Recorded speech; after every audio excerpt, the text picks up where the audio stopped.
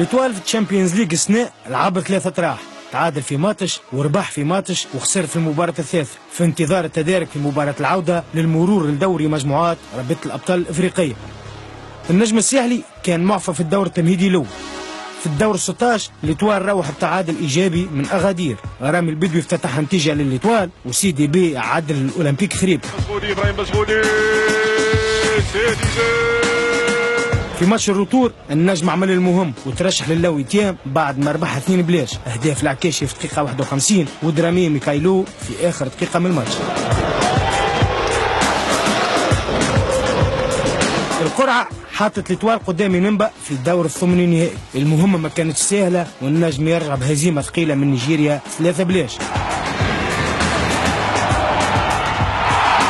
النجم في ماتش الروتور بعد غدوة باش يكون في مهمة صعيبة قياسا بحجم الغيابات، الهداف أحمد العكاشي والجوكير علي البريد. امتحان كبير لليتوال ومباراة مصيرية في مشواره في رابطة الأبطال الإفريقية، لكن النجم سبق له خسر 2 و3 قبل، لكنه تمكن من الرجوع بقوة في الروتور والترشح.